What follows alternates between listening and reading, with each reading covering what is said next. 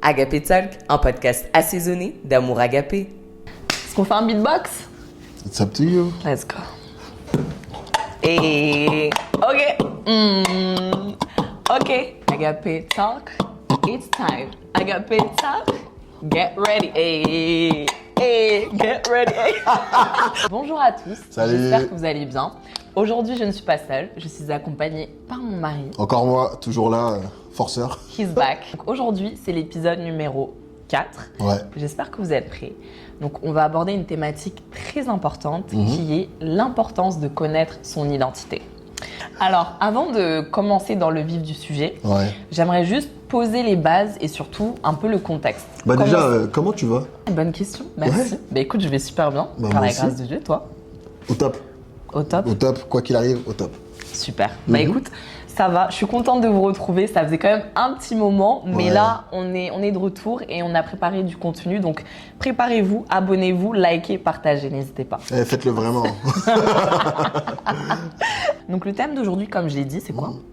C'est l'identité. Connaître son identité. L'importance de connaître son identité. Très bien. Alors, pourquoi c'est important? Parce qu'en fait, l'identité que tu as de toi-même va influencer ce que tu vas faire. Donc, quand on parle d'identité, là, c'est vraiment, en fait, ton identité spirituelle. Dans le sens où c'est le monde spirituel qui reflète le monde naturel. Non, le monde naturel reflète le monde spirituel. Très bien, mon mari. De rien. Merci. Le monde naturel reflète le monde spirituel. Ouais, c'est vrai. Donc, en fait, c'est important de poser les bases et de se poser les bonnes questions. C'est un bon point. Donc, aujourd'hui, pourquoi le thème est ressorti? C'est qu'en fait, en discutant avec toi, beaucoup de discussions, en discutant aussi avec les proches, les amis, etc., l'entourage, je me suis rendu compte qu'en fait, toutes les décisions que tu prends chaque jour de ta vie vont être influencées par ce fondement qui, en fait, s'il n'est pas solide, en fait, tu ne pourras pas bâtir, tu ne pourras pas construire. Quand tu dis ce fondement, qu'est-ce que tu veux dire? C'est par le fait de connaître ton identité en tant que telle? Exact. Ok, c'est vrai. Donc, en gros, en sachant qui tu es, lorsque tu vas être face à une situation, tu vas prendre une certaine décision plutôt qu'une autre. Exactement. Ok, d'accord. Ouais. Dans le sens où parfois, quand tu n'as pas conscience de qui tu es, tu peux accepter un peu n'importe quoi, n'importe qui dans ta vie, que ce soit en relation amicale, amoureuse, les projets, la vision. Je sais pas si toi tu veux... Non, totalement d'accord avec toi. Attends, t'inquiète. Je ne vais pas rentrer direct. On va vous laisser le temps de vous poser, de boire de l'eau ou du jus. Mais de l'eau, il fait chaud. Il fait chaud. Aujourd'hui, en tout cas, chez nous, il fait chaud. Ouais. Donc, si ta fondation n'est pas solide, en fait, tu ne pourras pas construire, bâtir.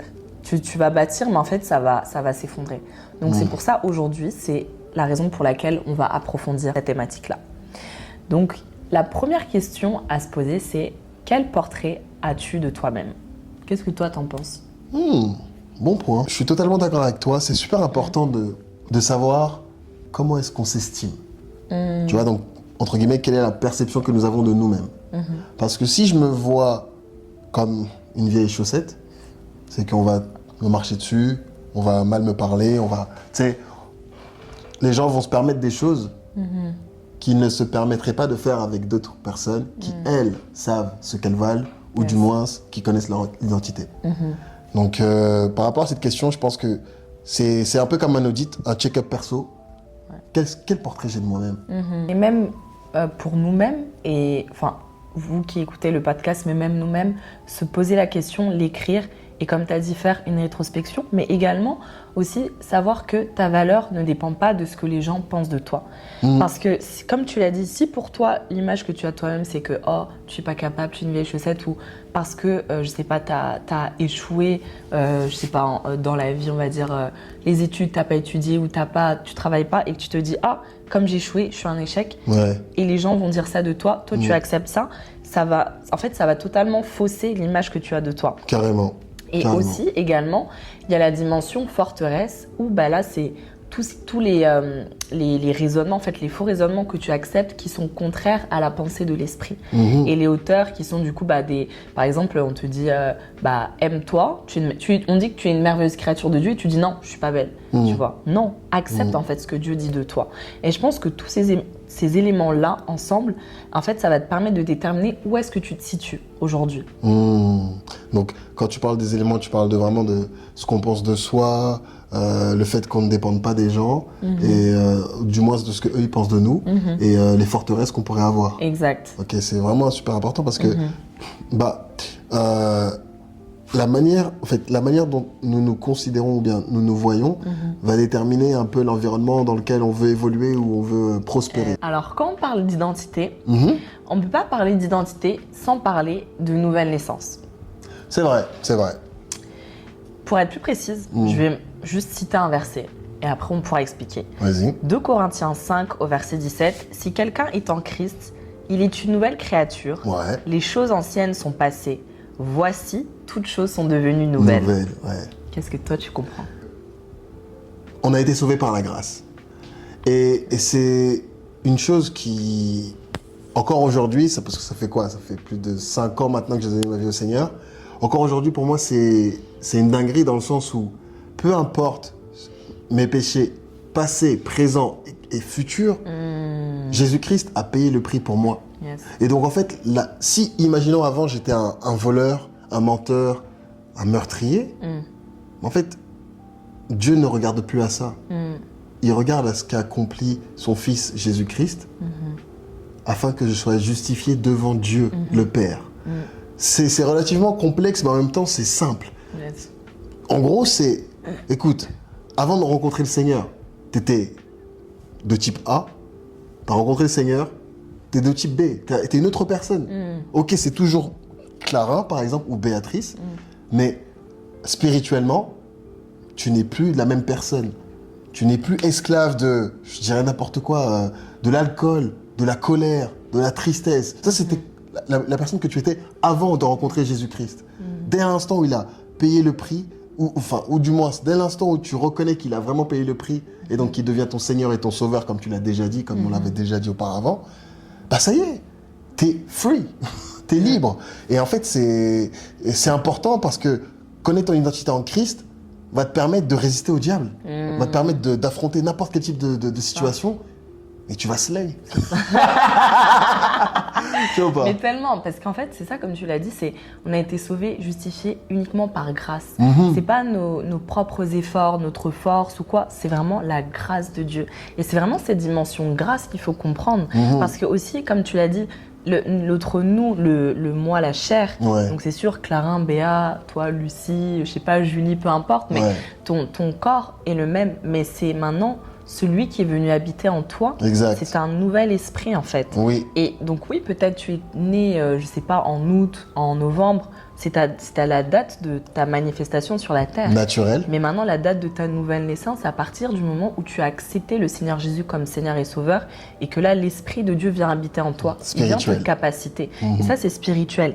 Et aussi, il y a le verset dans Colossiens 2, 14. D'accord. Il dit, il a effacé l'acte dont les ordonnances nous condamnaient.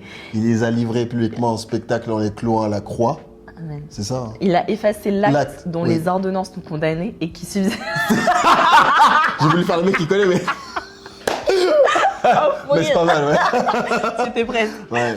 Il a effacé l'acte dont les ordonnances nous condamnaient et qui subsistait contre nous. Et il a détruit en le clouant à la croix. Let's go. C'est ça. Ça, c'est un de mes versets favoris. Explique. Pourquoi? Parce qu'en fait, personnellement, tu sais, j'ai eu plein de pensées négatives. Déjà, même depuis que je suis petit, à chaque fois que je veux faire des trucs, il y a toujours des gens qui s'opposent. Là, tu sais déjà. À chaque fois. Ouais, non, tu vas pas y arriver. Oh non, etc. C'est vrai qu'on me donne beaucoup de force, je peux pas mentir. Mais il y a beaucoup de personnes qui sont en mode, ah non, t'es pas capable. Ou alors lui, il sort d'où? Il sort du sol, il croit qu'il va, il va être capable de faire ça. Et en fait, ce verset-là, il a effacé l'acte dont les ordonnances nous condamnaient et qui subsistait contre nous. Ça veut dire que, spirituellement, le diable, il allait voir Dieu, il disait, cette personne-là, elle ne peut pas être bénie parce que elle a menti, elle était trop en colère, elle était dans la fornication, etc. En gros, elle ne respectait pas tes principes. Ouais. Donc moi, je peux me permettre de faire en sorte qu'elle soit dans les problèmes constamment. Mais non, Jésus-Christ a effacé l'acte. Donc un acte où il y avait écrit Clarin a fait ci, a fait ça, etc. Béatrice, etc. Dis c'est ton fini. prénom. Voilà, dites ton prénom, dites votre prénom. Parce qu'en fait, il est important d'avoir conscience de cela. C'est important de savoir qui tu es devant l'adversité. Et donc, quand on te dit que Christ a effacé l'acte dont les ordonnances me condamnaient, je suis libre. C'est ça. Je suis libre. Yes. Peu importe le type d'adversité, peu importe ce que je veux faire, C'est pas parce que le diable est contre moi que je vais échouer. C'est ça. Non. Non. Si c'est la volonté de Dieu, je vais réussir. Si c'est sa volonté aussi, ça va pas être ça, mais parce qu'il y aura un enseignement, un apprentissage. Voilà, on n'échoue plus. C'est ça. Mais aussi, c'est hyper important, je pense, d'insister sur le fait de ce que Dieu dit de moi. Amen, ouais. Parce qu'en fait, oui, peut-être là, on peut écouter le podcast, là on parle, on est en discussion, on dit ah ouais c'est vrai et tout, mais c'est quand il y a l'adversité, c'est là maintenant que la voix de l'ennemi, elle va venir chuchoter à l'oreille, ah mais regarde, mais t'as fait ça, je pense que tu vas réussir, ah mais t'as échoué ce business, ah mais c'est fini, ah mais t'es pauvre, ah mais machin.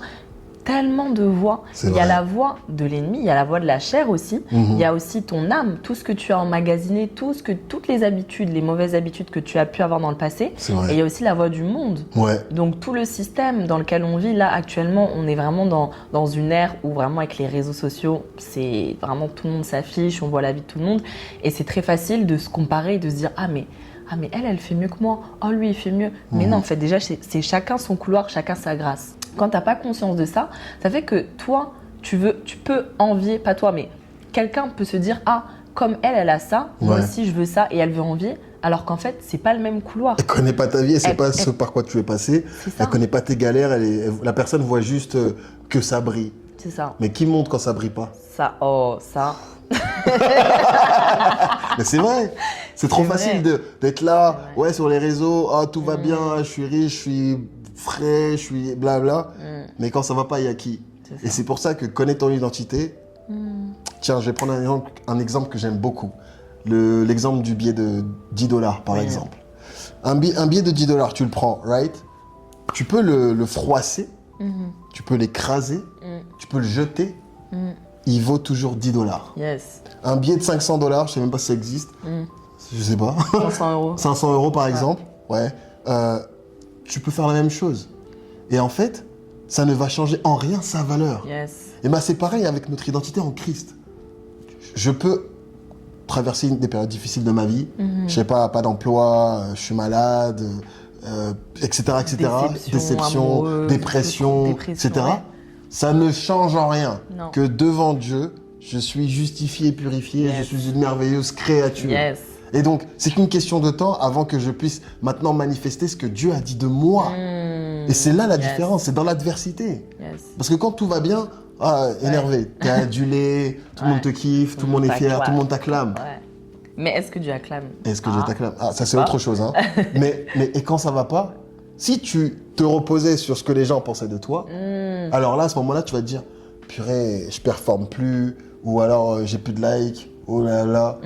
Puis au final, tu es en train de laisser des forteresses dont on parlait tout à l'heure rentrer en toi et te détruire à petit feu. Or, quand tu sais que, peu importe ma situation ma catégorie socio-professionnelle, ma situation maritale, blablabla, les finances ou quoi. Dieu est fier de moi, il m'aime, il me protège et me fait reposer dans de verts pâturages. Amen. Ça suffit amplement. Yes. Et ce qu'il dit va s'accomplir. Mais après, il faut se le répéter. C'est aussi cette dimension-là aussi où c'est hyper important de se répéter parce que vraiment, c'est vraiment une rééducation de l'âme. C'est important de répéter et surtout de s'imprégner de la parole de Dieu. En fait, il faut aussi avoir conscience que lorsque Dieu nous regarde, il ne regarde plus à notre nous avant. Clarin d'avant, Béa d'avant, ton prénom avant. Il regarde à ce que, en fait, maintenant, Christ vient en toi. Christ vient en toi, ça veut dire que tu es saint, tu es mis à part, tu es pardonné, tu es justifié, tu es lavé, tous tes péchés ont été lavés. Alléluia. Passé, présent, futur, tu vois. Tu es fort, tu es capable de tout en fait, parce que sa nature, c'est ta nature, tel il est, tel tu es. Tellement. Tu vois. Tellement. Et donc, j'ai quelques versets qui vont en fait appuyer cela et qui vont aussi aider dans la rééducation de l'âme, la perception, surtout, et l'image que tu as de toi. Parce qu'à partir du moment où l'image que tu as de toi est faussée, ça fausse tout. Ça fausse la suite en fait, tes projets, ta destinée, ta vision. Mais quand là, sur on va dire, c'est comme si tu as des lunettes et là tes lunettes, t'as de la boue, Ouais. tu vois mal, donc tu Ouais. vas pas bien avancer, tu vas pas voir le mur. Exactement. Mais là, quand tu nettoies tes lunettes avec la parole de Dieu, avec la prière, en demandant au Seigneur, Seigneur, accorde-moi la grâce de voir comme toi tu vois, c'est à ce moment-là que là, tu vas marcher. Tu sais que quand tu vas marcher, c'est sur les rails de la volonté de Dieu. Parce qu'il dit, je n'ai que des projets de paix pour toi. Projets de paix et non de malheur, c'est afin vrai. de vous donner un avenir et Et de l'espérance. ouais. Tu sais déjà que des projets de paix ont déjà été préparés pour toi d'avance. Ouais. Mais maintenant, il faut marcher avec la conscience de ton identité pour pouvoir accomplir justement ta destinée. 100%. Et comme 100%. verset, il y a le verset, je pense, qui est essentiel pour cet épisode, c'est dans Jean 1,12. Mais à tous ceux qui l'ont reçu, à ceux qui croient en son nom, elle a donné le pouvoir de devenir enfants de Dieu. Let's go. Donc d'abord, il faut savoir que nous sommes enfants de Dieu. Yes. Une fois qu'on a accepté le Seigneur, nous sommes enfants de Dieu. Ce qui veut dire qu'un Dieu engendre des dieux, puisqu'un lion engendre des lions. Yes. Donc si nous sommes des dieux sur la terre, ce que lui nous accorde, naturellement, on l'a. On l'a C'est notre déjà. héritage. C'est ça. Dans 2 Corinthiens 5, 17, si quelqu'un est en Christ, il est une nouvelle créature. Ouais. Les choses anciennes sont passées. Voici, toutes choses sont devenues nouvelles. On l'a expliqué un peu tout à l'heure, tu as donné ton Exactement. témoignage. Carrément. Mais je ne sais pas si toi, tu voulais donner un autre témoignage spécifique à, en fait, on va dire, à la vie passée, le Clarin d'avant et le Clarin de maintenant. Bah ouais, en fait, c'est vraiment drôle parce que moi, quand j'ai donné ma vie au Seigneur, c'était ça, j'étais un mec, j'allais grave en soirée et j'étais toujours au milieu, ça, j'ai pas honte de le dire. On n'oubliera jamais. Voilà. T'étais avec moi. Hein. Donc j'étais grave en soirée, j'étais au milieu et tout, etc. Puis en fait, j'étais un mec qui était vide à l'intérieur, mais on me connaissait comme le mec qui était toujours en train de turn up ou d'encenser les gens, tu vois. Puis, mais ça, c'était le Clarin d'avant. Parce que le Clarin de maintenant, bah, j'ai ma joie qui est cachée en Christ. Tu vois, c'est vraiment Christ qui est venu remplir mon cœur qui était vide. Et donc, je danse pour lui, pour glorifier son nom. Mais tu vas plus me voir en soirée. En soirée, danser sur des musiques donc mondaines pour glorifier les gens du monde, en fait. Et ça, parfois, on ne le comprend pas. Sauf que moi, la perception que j'ai du Clarin de maintenant est totalement différente de ce Clarin d'avant, en fait. Tu te rencontres Christ, la personne que tu étais avant, tu peux l'oublier. C'est ça. Elle n'est plus toi, ce n'est plus toi. Moi aussi, je rejoins ton point sur la partie soirée et tout, parce que justement, comme il a dit, on était ensemble. Mais en fait, pour moi, quand j'allais en soirée, c'était vraiment pour la musique. Moi, c'était vraiment Une vraie la femme. musique. Non, pardon. Ouais, je peux C'est pas. vraiment la musique, genre, vraiment que ce soit rap, hip-hop, dancehall, reggaeton, vraiment tout type de musique. Ouais. Et en fait, vraiment, moi, c'est-à-dire que du matin jusqu'au soir, mais dans mes écouteurs, c'est que de la musique, Ouais, en t'étais fait. une forceuse, je me souviens. Mais vraiment, c'est-à-dire, je me réveille musique. Ouais. Je me prépare musique, je mange musique. De fou. Je vais genre en cours, je vais dans le métro, musique. En fait, j'avais pas de temps vraiment où sans musique, genre. C'était en fait comme si la musique était mon dieu un peu. Sauf que la musique, peut-être qu'on fera un épisode justement Sur l'idolâtrie. Sur l'idolâtrie et aussi pour expliquer l'impact de la musique mondaine sur l'âme. Exact. Mais moi particulièrement, ça m'a beaucoup impacté, mais je ne le savais pas. Et en fait, c'est-à-dire que, je vais donner un exemple concret, mais il y a certains artistes du monde. En fait, clairement, si t'es un artiste qui chante pour le monde, ton inspiration ne vient pas de Dieu. Donc si elle n'est pas de Dieu, c'est forcément l'opposé. C'est de l'ennemi, enfin c'est du diable. Et du coup, ça fait que toutes les musiques que moi j'écoutais, en fait, m'impactaient, mais négativement. Mais je ne le savais pas. Et ça fait que je n'arrivais même pas à entendre la voix de Dieu. Et donc, ça fait que l'ancienne Béa, elle était tellement habituée à avoir tout le temps de la musique dans les oreilles, aller en soirée pour la musique, bien évidemment. Et lorsque, justement, je suis née de nouveau, mais ça s'est totalement arrêté. Et ça veut dire que tellement c'était choquant, moi-même, mon âme, du coup, était en mode, mais non, vas-y, écoute ce son. Mais c'était des sons que j'écoutais avant, genre, il y avait un son en particulier, je l'écoutais tous les jours depuis qu'il était sorti. C'était un artiste que j'aimais beaucoup avant dans le passé, mais là, ça a changé. Et du coup, je l'écoutais tous les jours. Et quand j'ai arrêté d'écouter les musiques mondaines, je me suis dit, bah vas-y, mon âme, elle était en mode, vas-y, réécoute ce son. Tu connais toujours, elle veut jamais lâcher l'affaire. Elle est toujours en mode, vas-y, essaie un petit peu là. Du coup, j'ai réessayé. mais je n'arrivais plus. Pourquoi? Parce que toutes les choses anciennes sont passées en fait. Et vraiment, le verset là qui dit que toutes choses anciennes sont passées, on l'a vraiment vécu. Bah oui, dans le sens où... C'est pas juste une lecture, excuse-moi de C'est ça. t'avoir coupé, mais Non, c'est c'est pas vrai. juste une lecture. Tu le vis réellement parce que quand tu es sincère avec ton cœur, tu cries à Dieu, tu demandes Seigneur, je veux moi aussi te connaître, je veux aussi vivre cette nouvelle vie en toi, en Christ. C'est possible, tu as la capacité. Non, tu n'as pas la capacité, mais tu as la volonté et tu lui demandes cette capacité. Exact, oui. Et tu peux le vivre toi aussi. C'est vrai. Toi aussi. Moi aussi, c'est vraiment ça. Pardon, Super je t'ai point. coupé. Non, mais c'est vraiment ça, c'est accepter le fait que ta vie d'avant n'est plus ta vie de maintenant. C'est ça. Aussi simple que ça. Ok. Un autre verset aussi, dans ce thème qui va expliquer aussi notre identité, dans Romains 5, verset 1, « Étant donc justifiés par la foi, nous avons la paix avec Dieu par notre Seigneur Jésus-Christ. Cela veut dire que nous sommes justifiés et nous sommes pardonnés. Parce que parfois, Satan va venir essayer de nous faire culpabiliser De fou. pour nos péchés qui avaient été commis dans le passé. Ouais. Il va venir « Ah, mais regarde ce que tu as fait. Mais non, en fait, c'est fini. Ouais, en mode fini. concrètement, moi j'aime bien l'exemple par exemple de quelqu'un qui volait beaucoup. Ok, disons que tu étais kleptomane ou tu voles beaucoup, puis là tu es dans une situation où tu sais que t'as changé, Jésus-Christ a changé donc tu vas plus voler. Puis là t'as une petite voix qui va monter en mode mais tu pourrais voler ce petit verre ou voler elle là, le petit truc là. Tu vois, personne va te cramer. Mais en vrai, toi tu sais que t'es plus comme ça. Et parce que tu sais que tu n'es plus comme ça, tu dois parler à ton âme. Ouais. Donc, dire à ton âme, arrête d'écouter la chair, écoute l'esprit, l'esprit de Dieu. Je ne suis plus un voleur, je ne suis plus une voleuse. Tu fais taire ces voix. Yes. Et en les faisant taire, il faut un peu de, tu vois, un peu de discipline, un peu de rigueur, il faut un peu de colère sainte. Colère sainte, ouais. Voilà, une colère de Dieu, dans le sens où il faut détester les choses pour lesquelles nous étions asservis, dans lesquelles nous étions asservis. Si tu étais esclave du sexe, mais genre l'immoralité sexuelle, ça doit te dégoûter. Pareil pour le vol, le mensonge, etc. Ouais. Il faut avoir en horreur ces choses.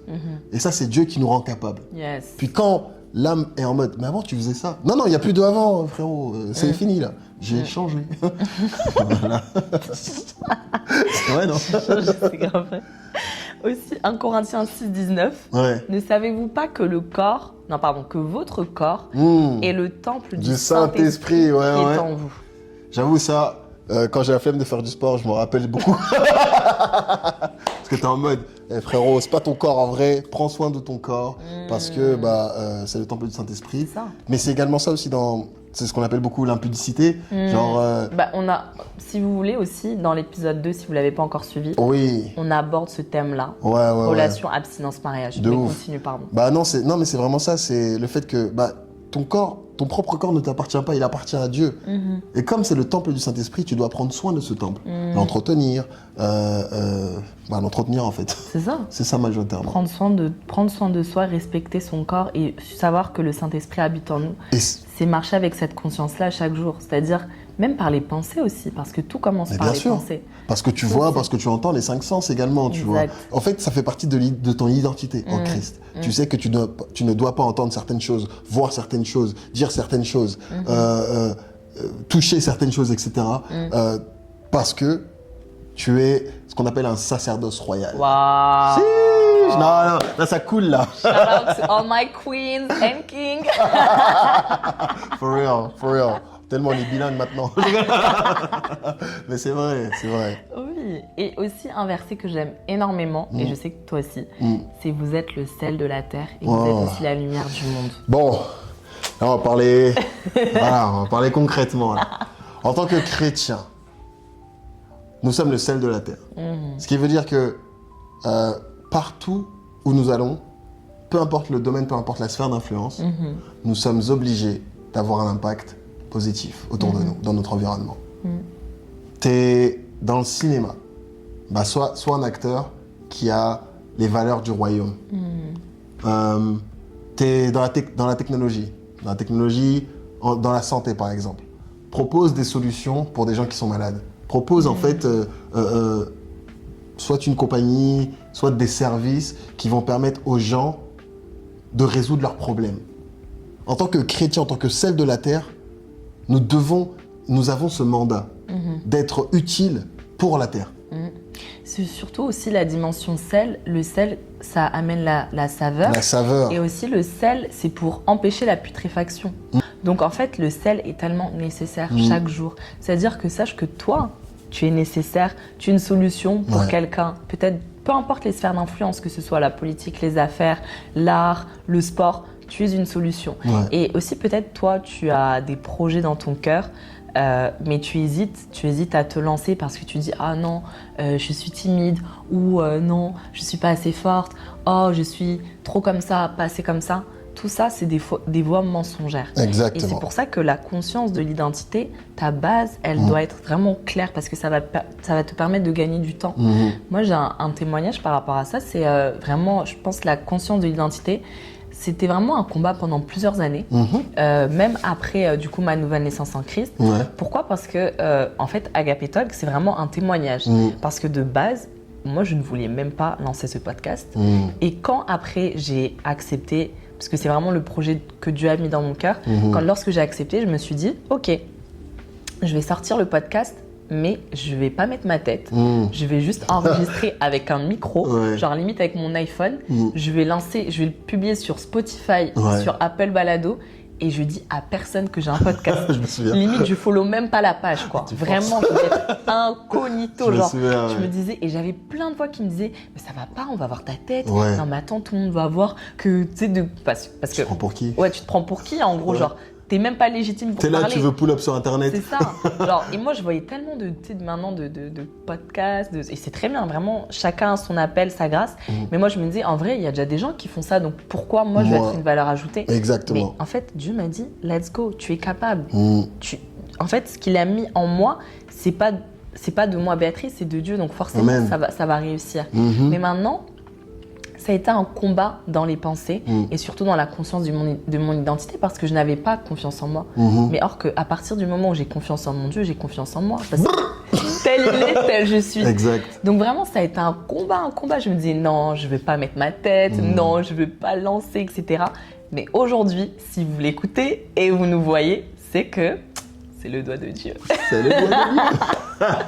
Et donc moi, j'ai envie de dire, si la personne, quelqu'un qui nous regarde aujourd'hui, si elle devait retenir, qu'est-ce qu'elle devrait retenir ? 3 choses. Ouais.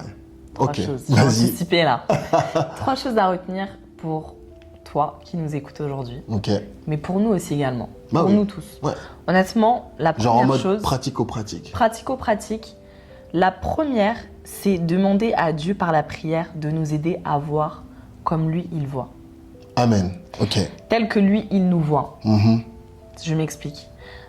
Si aujourd'hui, comme on a expliqué juste avant, c'est l'image que tu as de toi, elle est faussée. C'est-à-dire que tu te dis non, moi je suis faible, moi je suis un échec. Je suis nul en maths. Je suis nul. Tu as des faux raisonnements, des hauteurs, etc. Demande à Dieu dans la prière concrètement, Seigneur, accorde-moi la grâce de me voir tel que toi tu me vois. Ça c'est une clé. C'est une clé qui va être tellement... C'est une clé puissante parce que et c'est ça exactement. C'est totalement libérateur parce que en fait là où ton âme, ta chair va vouloir te parler, toi, quand tu demandes à Dieu et que tu lui montres ton incapacité, c'est là qu'il déverse même la capacité encore plus en toi. Waouh, c'est vrai. Non, c'est vraiment vrai le fait de demander à Dieu de nous aider à nous voir nous tel que lui il nous voit, mais également à voir les autres tel que lui il les voit aussi. Oh oui. Mais ça c'est autre chose. Mais plus par rapport à notre identité, quand toi tu sais qui tu es, personne ne peut se lever pour t'attribuer en fait une fausse identité ou quelque chose qui n'a rien à voir avec toi. Si tu sais que tu n'es pas un voleur, parce que Dieu dit que tu n'es pas un voleur, peu importe qui va se lever demain, même si c'est Trump, même si c'est Monsieur Macron, whatever, personne ne peut arriver pour dire voilà. Dieu te dit quelque chose, stick to it. Et c'est tout. Yes, amen. Amen. Deuxième point, toi, tu dirais quoi ? Il y a tellement de choses. Mais je dirais en vrai, tu connais, discipline, faut se parler. Oui. Faut se parler tous les jours. Moi, c'est ce que je fais perso. Je me lève le matin après avoir prié, devant le miroir. Tu sais, quand j'ai lu par exemple, quand j'ai lu un verset et tout, Si Dieu dit, tu es une merveilleuse créature. Non, allez, on va aller autre chose. Dieu dit, tout ce que vous demanderez avec foi, par prière, vous le recevrez. Ouais. Moi, ça me suffit. Je vais me lever, je vais dire, ok, Dieu dit que tout ce que je vais demander avec foi, par prière, je vais le recevoir. Je vais le recevoir. S'il dit, toute arme forgée contre toi sera annulée sans effet, je m'en fous. Peu importe ce qui... Il y a l'adversité qui est devant moi, parce que Dieu l'a dit, je l'imprime. Yes. Et je le répète. Et je le répète. Chaque jour, jusqu'à ce que mon âme comprenne que, hey, il ne s'agit plus de toi par rapport à ce que tu as vécu auparavant. Il s'agit de toi en tant que nouvelle créature par rapport à ce que Dieu dit de toi maintenant. Tu vois. Et honnêtement, par rapport à tout ce que je veux faire, tous les projets et tout, etc., c'est obligé de se répéter. Faut répéter, faut parler à son âme, faut lui dire hey, arrête de te morfondre, arrête d'être molle là. Faut être déterminé un peu. Yes. Ça aide, tu vois. Donc vraiment, par rapport à l'identité, faut répéter parce que c'est nouveau pour notre âme, mais notre esprit savait déjà. C'est ça. En fait, le Saint-Esprit rend témoignage à notre esprit que nous sommes enfants de Dieu. Amen. C'est pour ça, en fait, ton point, c'est vraiment persévérer. Tellement. Persévérer, parler à notre âme et en fait, ne pas accepter en fait, des choses que Dieu n'accepte pas pour nous-mêmes. Et carrément. Carrément. Non, mais carrément, même dans les relations, même dans... Ça, je sais pas, toi, imaginons que tu es une femme ou un homme, c'est la même chose. Tu rencontres une personne, la personne te marche dessus, elle te marginalise, elle ne te considère pas. Mais toi, attends, tu sais qui vit en toi? Là, il faut être révolté par rapport à cela. Yes. Et la conscience de son identité détermine cela. Exact. Et aussi... Parce que tu attires également ce que tu es. Tu attires ce que tu es, oui. Yes. So true. Que ce soit en amitié, en amour, dans tout ce que tu fais, vraiment, tu attires ce que tu es. Et même, en fait, sans même parler, on voit, en fait, tu dégages ce que tu es, c'est ça. Tu transmets ce que tu es, exactement. Ça. Et le troisième conseil qu'on pourrait donner, c'est vraiment lire et méditer les versets de la Bible et se les approprier. Carrément. Moi, s'il y a un verset... Enfin, il y en a plein qui parlent de ça, mais Josué 1,8 va nous dire que ce livre de la loi ne s'éloigne point de ta bouche. Médite-le jour et nuit pour agir fidèlement selon tout ce qui y est écrit. Car c'est alors que tu auras du succès dans tes entreprises. C'est alors que tu réussiras.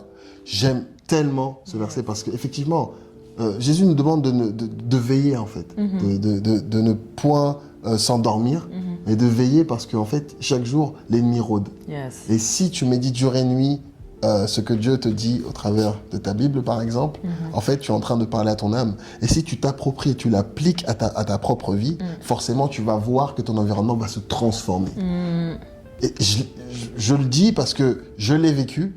Effectivement, en fait, tu parais pour un menteur ou pour une menteuse quand, par exemple, Dieu dit que, je sais pas, tu es successful, tu es riche, ou voilà, tu es riche, par exemple, puis toi, il n'y a rien dans ton compte.